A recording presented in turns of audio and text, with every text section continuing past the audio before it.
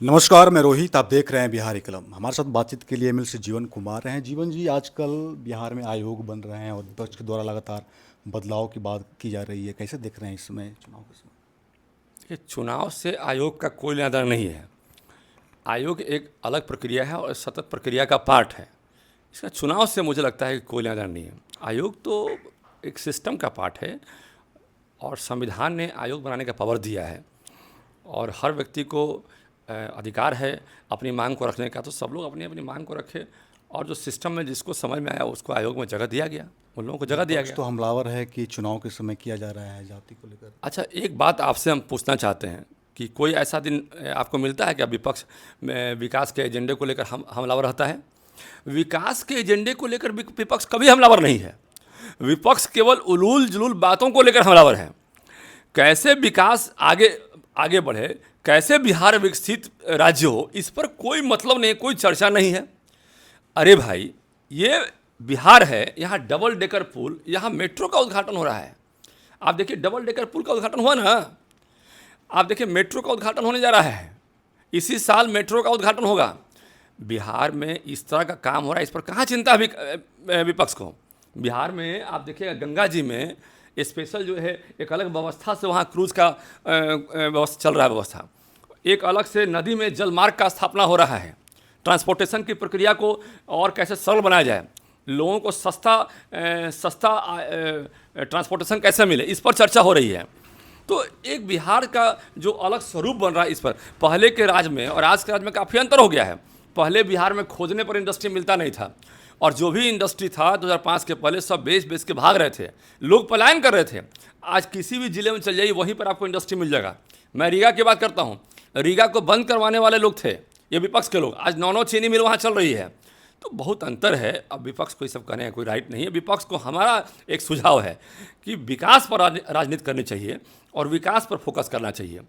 NDA में चिराग पासवान अलग दावा कर रहे हैं कि हम 243 सीट पर लड़ेंगे। क्या लग रहा है, एनडीए में टूट हो रहा है क्या? नहीं नहीं, एनडीए में देखिए सबकी महत्वाकांक्षा है। सबको लगता है कि ज़्यादा से ज़्यादा, जब कोई अपनी पार्टी बनाता है तो उसको लगता है कि ज़्यादा से ज़्यादा सीट पर हम जीत कर आएँ, ज़्यादा से ज़्यादा सीटों पर लड़ें। सबकी इच्छा होती है, लेकिन चिंता नहीं कीजिए, सब ठीक रहेगा। बिहार में दलितों पे राजनीति देखा जा रहा है। हमेशा दलितों की बात होती है। राहुल गांधी भी लगातार आ रहे हैं तो और छात्रावास में जा रहे हैं। कैसे देख रहे हैं, दलित को लेकर के राजनीति हो रहा है या उनको हक के लिए कोई लड़ रहे हैं? दलितों का जितना अपमान कांग्रेस के समय में हुआ है, जितना अपमान आरजेडी के समय में हुआ है, उतना अपमान मैंने जिंदगी में किसी और के शासनकाल में नहीं देखा। दलितों का सम्मान ही नहीं किया लोगों ने। केवल संविधान को लेकर दलितों का अपमान करते रहे। संविधान खतरे में है, संविधान खतरे में है कहते रहे। इमरजेंसी जो है सबसे बड़ा अपमान जो है संविधान का हुआ था इमरजेंसी में। ये दलितों का सम्मान कब किए? ये दलितों को केवल वोट बैंक के रूप में इस्तेमाल किए। सोशल अपलिफ्टमेंट की बात कीजिएगा, आप बताइए कि 70 साल बाद भी दलितों का मकान नहीं बना। कांग्रेस के शासनकाल में उनका मकान बनना चाहिए था ना। अरे रोटी, कपड़ा और मकान, ये 3 चीज़ तो मूलभूत चीज़ है, फंडामेंटल राइट है मेरा।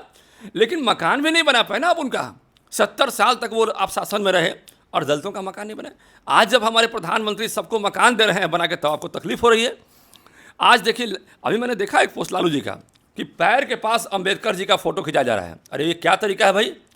आप कह देते कि ये पोस्ट मत डालो, ये क्या तरीका है? आपने इतना अपमान किया, ये घोर अपमान किया। ये अपमान नहीं करना चाहिए। किसी भी समाज के शीर्षस्थ लोगों का अपमान नहीं करना चाहिए, किसी भी ऐसे लोगों को। अरे भाई, दलितों का हितैषी हैं अंबेडकर साहब रहे हैं और पूरे देश में हिंदुओं का हितैषी रहे हैं। तो ऐसे लोगों का अपमान करना मुझे लगता है किसी भी कीमत पर उचित नहीं है।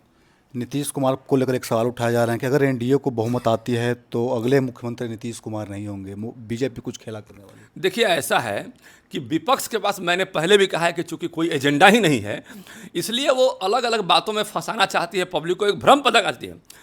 देखिएगा, आप हमेशा याद कीजिएगा कि कुछ समय पहले जब उनको मालूम चल गया कि नीतीश कुमार उनके पाले में नहीं जाने वाले, नीतीश कुमार को समझ में आ गया है कि हम जो है आरजेडी के पास चले गए थे कुछ समय के लिए, तो आरजेडी ने हमको लूटने का काम किया, देश को लूटने का काम किया, बिहार को लूटने का काम किया, ट्रांसफ़र पोस्टिंग घोटाला का काम किया यहाँ पर।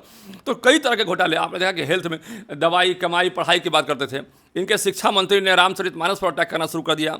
यही एजुकेशन से इनके शिक्षा मंत्री ने हनुमान चालीसा पर अटैक कर दिया। ये हिंदुओं पर लगातार अटैक कर रहे थे। अब दवाई के मामले की बात की जाए, ये कहते थे तो दवाई के मामले में जितना भी डायग्नोस्टिक सेंटर था पूरे बिहार में चुन चुन के बंद किया और सब जगह महीना फिक्स किया कि 1 महीना का तुम कितना दोगे पैसा। बोली लगी कि हर प्रखंड में यदि चलाना है डायग्नोस्टिक सेंटर तो तुम कितना पैसा दे सकते हो। तो इस तरह की चीज़ें मार्केट में आने लगी, तो वहाँ पर इस तरह से कमाई की बात, ये दवाई के नाम पर कमाई के शुरू कर दिए। तो इस तरह का जो माहौल बनाने का काम किया, तो नीतीश कुमार जी हमारे माननीय मुख्यमंत्री अच्छी तरह समझ चुके हैं कि ये केवल कहते हैं करते नहीं हैं। अपराधियों का वही हाल था, तो लॉ एंड ऑर्डर का वही हाल था। तो हर तरह से इनको आइडिया आ गया, समझ में आ गया कि एक विकास को कह कर लिए थे अपने साथ में कि हम विकास करेंगे, और विकास के नाम पर ये भ्रष्टाचार को बढ़ावा दे रहे थे और लूटने का काम कर रहे थे बिहार को। इस चीज़ को नीतीश कुमार जी कभी पसंद नहीं करते हैं, और भारतीय जनता पार्टी, नीतीश कुमार दोनों मिलकर बिहार का लगातार विकास कर रहे हैं और आगे भी इसी तरह विकास करते रहेंगे। और माननीय मुख्यमंत्री जी हमारे मुखिया हैं, ये भारतीय जनता पार्टी उनको मान चुकी है। आप शिक्षकों के नेता हैं, लेकिन शिक्षा व्यवस्था में बिहार में लगातार सवाल उठाए जा रहे हैं कि शिक्षा व्यवस्था सही नहीं है बिहार में। नहीं, ऐसा नहीं है। शिक्षा व्यवस्था में लगातार सुधार की जो परिकल्पना थी लोगों की, वो हो रही है। पहले शिक्षकों की संख्या कम थी, सारे सब्जेक्ट के टीचर नहीं थे पहले।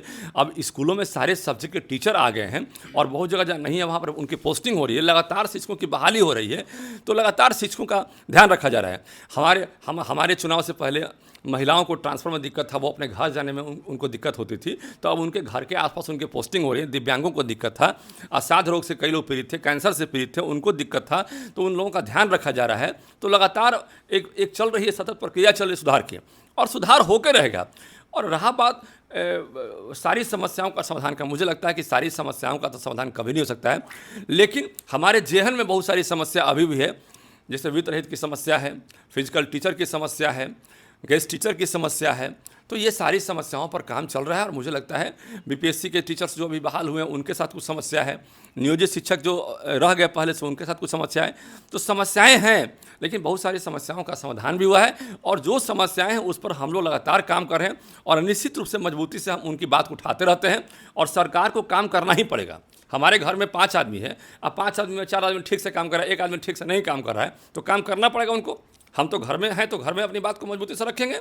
तो शिक्षकों की बात को हम मजबूती से रखते हैं, इसके अलावा जनता की बात को भी रखते हैं। अंतिम प्रश्न आपसे लेंगे। मगध के एक नेता हुए पंडित दुनंदन शर्मा, जो स्वामी सहजानंद सरस्वती के सहयोगी थे, किसान आंदोलन में बड़ी भूमिका थी उनकी, उनके नाम पे मंझियामा जो खटांगी पंचायत में पड़ता है, उनके नाम पे एक विद्यालय है। पहले वहाँ से रजिस्ट्रेशन होते थे बच्चे के, लेकिन मान्यता उस स्कूल का नहीं है। उस स्कूल को लेकर आप कोई कदम उठाएंगे? देखिए, हमारे पास उस स्कूल का अरवल जिला में खटांगी का जो आपने बताया, यदि उस स्कूल का हमारे पास आवेदन आएगा या उस समस्या हमारे पास लाएंगे, तो निश्चित रूप से हम उसका समाधान का प्रयास करेंगे, निश्चित रूप से। क्योंकि बहुत बड़े नेता हैं पंडित शर्मा, उनके नाम पे हैं, तो लोगों की मांग है, लोगों के बीच में लोगों का समस्या जिस दिन हमारे पास आएगा, मैं उसका 100% समाधान करने का प्रयास करूँगा। और मैं लगातार इन सब चीज़ों में विश्वास रखता हूँ कि बड़े लोगों का जहाँ पर एक नाम रहा है, उनका समर्पण रहा है समाज में, तो उनके नाम पर जो काम चल रहा है वो चलता रहे। मैं इस सारे समर्पण का और समाज में दिए गए योगदान को मैं चाहता हूं कि लोग नहीं भुलाएं, क्योंकि समाज में बिरले ही ऐसे लोग होते हैं जो समाज को अपना समय देते हैं, और ऐसे लोगों का नाम यदि भूल जाएंगे तो ये समाज के लिए हितकर नहीं है। इसलिए मैं ज़रूर चाहूँगा कि यदि कोई समस्या है तो उस पर मैं काम करूँ। चलिए, तो जीवन कुमार थे, विभिन्न मुद्दों पर बातचीत हुई। अगर बिहारी कलम को फेसबुक इंस्टाग्राम पर देख रहे हैं तो फॉलो, यूट्यूब पर सब्सक्राइब में। तब तक के लिए नमस्कार।